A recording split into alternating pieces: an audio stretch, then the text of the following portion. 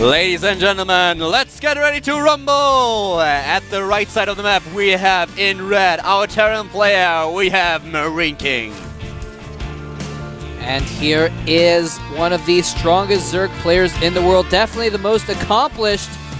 He is probably one of the few people actually that has gotten farther and done more in tournaments than MarineKing. He is NesTea. And he has sent out a very early drone scout, and just to make sure that MarineKing was not going for a 2-racks build, although he might want to check around the map, because I would not put it past MarineKing to put a hide one around as well. And that drone was just so important. He did not only scout that we don't have a 2x opening by MarineKing, but also the timing of the gas as well. MarineKing is known to be a player that likes these early gas timings, these early gas strategies. Now he's starting with a normal build with the barracks first and then getting the refinery. At the same time, we're just upgrading his command center to the orbital, and there's the factory right away. So we will probably see a reactor at the barracks, and then that reactor Hellion play that is so common, especially in Korea, in this matchup. Yeah, definitely. And, well, we're going to hopefully see that reactor start pretty soon. There we go. Gas coming up. There it goes. And this is a twist that we've seen the last like month or so, where they actually, the factory gets done a little bit later. So while the reactor is building, they actually have time to make a Hellion as well.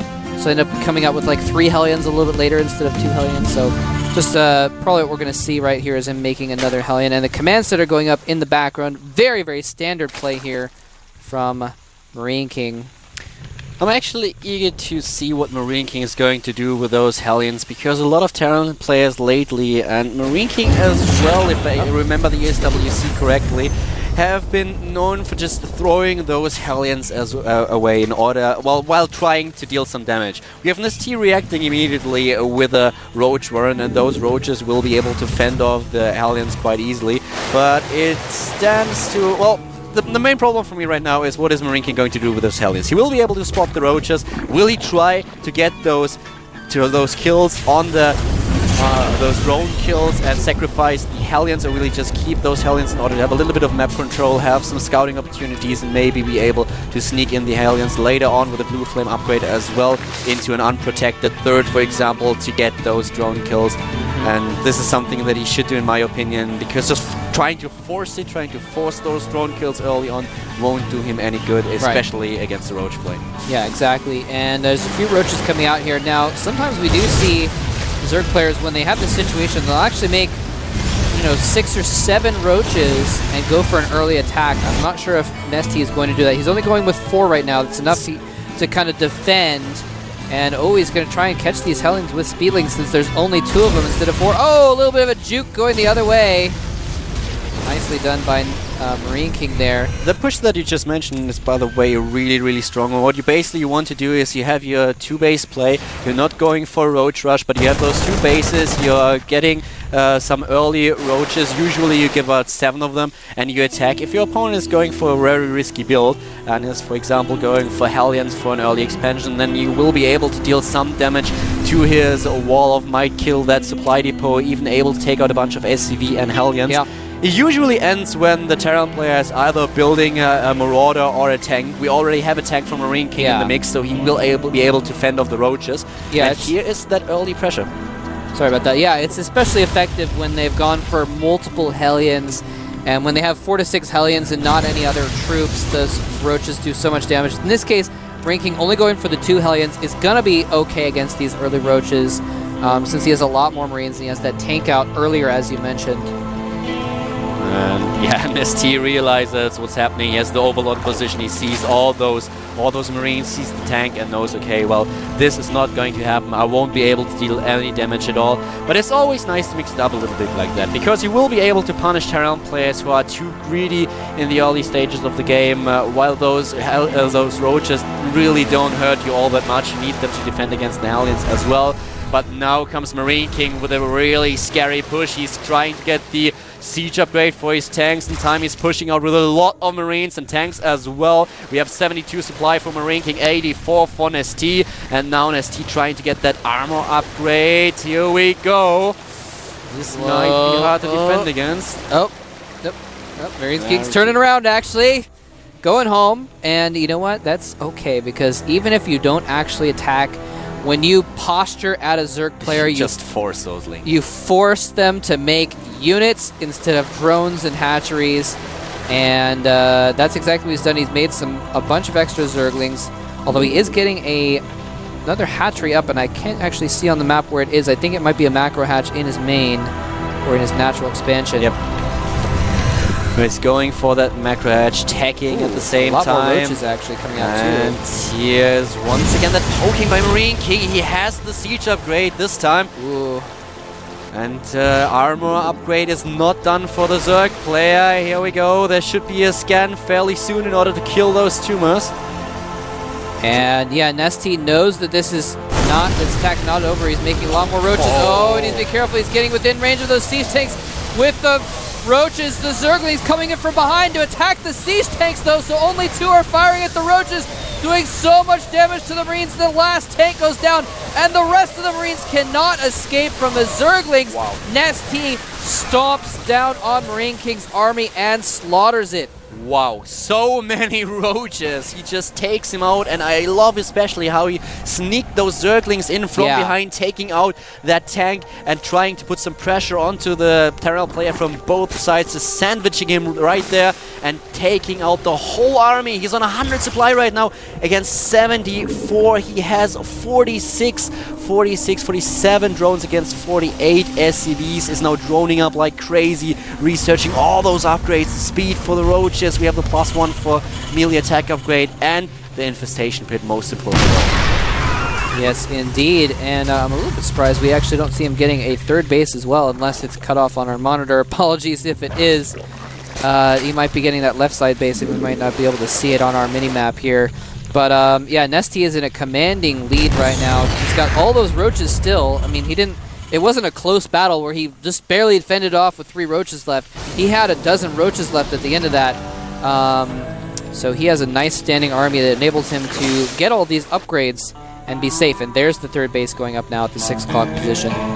Same time with the starport, first upgrades for MarineKing now. He's getting the combat shield, the +1 attack upgrade. He just wants to make sure that those Marines will do some good in the next fight. All those siege tanks, of course, his trump card against the roaches. He needs to make sure that he has those tanks sieged up as soon when NesTea actually attacks, and NesTea is just kind of in a waiting position. He tries to deny that third base for the Terran player and is doing a good job of that, researching pathogen glands and relying on his infestors again. With all those Zerglings, it's going to be tough for MarineKing now. He's on a 123 supply, and just the economy of NesTea is so good. He's getting that third base that Moltrap already mentions, +2 armor upgrades. It's so important if you're facing tanks. And yeah, with a combat shield done, MarineKing now researching Stim as well, and has quite a scary force already. Yeah, both players actually have pretty scary armies. Although have we seen a Baneling nest at all for NesTea? No, he doesn't have the Baneling, so it's going to be tough for him to deal with all of those Marines with just roaches. He's going to have fungals, I guess, so that's one way of dealing with it, but I don't know if he has enough. With a third base in the mix, the Zerg player immediately builds about 10 additional drones. There you can see the Echo slide towards the third. And there are just so many roaches. Roach infested, a bunch of Zerglings. The Hive tech is on its way as well. The melee upgrade +2 being researched. All those upgrades for NesTea is just such a commanding lead tech-wise. And MarineKing tries to move out with a lot of Marines, and that overlord is just so important for NesTea. He sees everything that's happening, and he might be able to catch MarineKing off guard. Both players are at roughly the same supply numbers. There we go. Oh, beautiful fungal. The medevacs are nowhere nearby, and the second fungal polishes off that entire clump of Marines for virtually free. Just energy used and a few Zerglings lost there, but look, MarineKing's army is still very, very fearsome, powering down the map with a few dozen Marines, half a dozen tanks with siege mode, some medevacs as well. Oh, is he going to catch the infestors? Oh, no, the infestors catch him. Beautiful fungals and infested Terrans right now as well from behind the roaches, just streaming in, and MarineKing is losing so many units, still being able to deal a decent amount of damage, but not enough. not enough. The Roaches with the circling reinforcements taking out the last few tanks. 120 supply against 123. MarineKing still able to do a lot of damage and trying to pressure again with the next wave of units. Yeah, that's like I was saying about MarineKing earlier. He just does not stop attacking. He just sends wave after wave after wave. Even if he's just been defeated and should play defensively, he still keeps attacking and he pulls it off better than anyone else does. But here comes a lot of Lings going in. A huge fungal on a lot of the Marines and the Medevacs. The Zerglings taking out the tanks. And the tanks go down, and they were the core of his army necessary to defeat those Infestors and the Roaches. MarineKing is really on the ropes here now as NesTea has his third base completely powered up. He's getting the crack upgrade for his Zerglings as well, the adrenal glands. Second infestation. As well as another infestation pit. That's kind of interesting. Well, either there was a drop that was missed by the observing team. I don't think so. This is surprising. But the Hive Tech is up. Yeah, and MarineKing adrenaline glands. Yeah, MarineKing has been forced to float his main command center down to that third base to try and mine from it. As soon as NesTea knows that's there, he can kill it. So it's going to be up to NesTea to spot that. But as you said, Hive Tech is up, getting all those. He's going to have 3/3 adrenal gland Zerglings in a couple minutes, and that is going to be scary. He's just so far ahead, not only in supply right now, but also in terms of his tech and his upgrades. And there's that Ultralisk Cavern. So this is...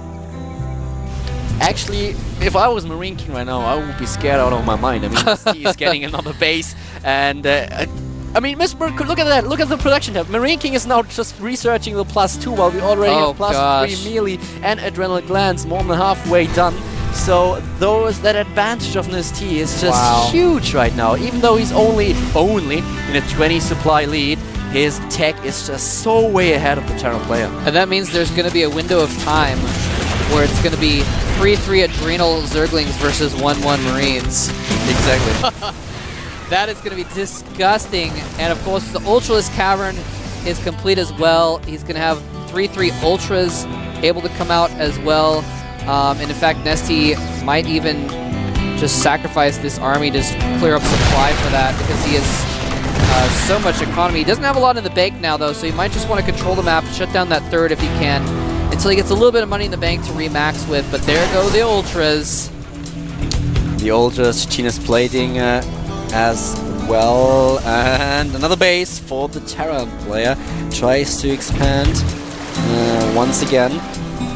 And NesTea is just waiting now. He's on 200 supply, he's maxed out, he has all the upgrade he needs. He's waiting for the +3/+3 and China's plating. Of course, those Ultralisks too.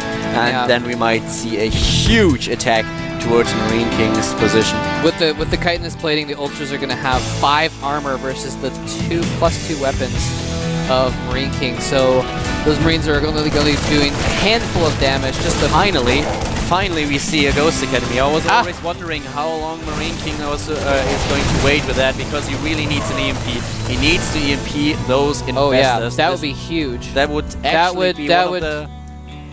Sorry. No, go ahead. We're thinking the same thought here. That's the only way he can get back in this game. Exactly. He needs to have a brilliant EMP onto those Infestors, and that might give him a slight edge in the next fight. But so far, NesTea is in a commanding position. The only mistake that he would bring MarineKing back into the game is if NesTea would wait too long right now with his attack, but that's not going to happen. Here we go, and that's the fungal. All those units streaming in, +3/+3 on the melee units, and from behind, the Ultralists are tearing apart the Marines. MarineKing is dropping in supply like crazy. It's Christmas for NesTea, and he's unwrapping his presents. It's 174 supply against 100. MarineKing is losing everything. Those cracklings are just way too strong right now. And his present is a guarantee of $650, which is the minimum prize he will get when he advances to the round of 8, which is what he will achieve if he wins this game. MarineKing forced to cancel that, and NesTea is remaxing with all Ultras, baby. He has this game in the bag. Kerrigan would be proud. She would indeed. And wow, that Ultralisk goes down so quickly to that firepower, but there's going to be so many more behind there MarineKing, if he's behind a wall and he's firing from behind a wall, he can hold off those ultras for a short time, but he is not mining, so sitting in his base won't help him. Well, if I was one of those Thors and one would command me to face that army that we've seen for NesTea, I would be like, what the hell are you doing? Get me the hell out of here. Where's the medivac? Evacuate. Yeah, and MarineKing, he's just trying to posture here at this third base to try and defend it, and NesTea is just gathering for one more assault, and an assault of the ages. This will be over a dozen ultras. The infestors do get EMP'd, but it's far too late for that, MarineKing. A ton of ultras, a giant wall of meat and spikes is barreling down on the remnants of MarineKing's army, and that will be the end of the game. That will be the end of MarineKing's chances.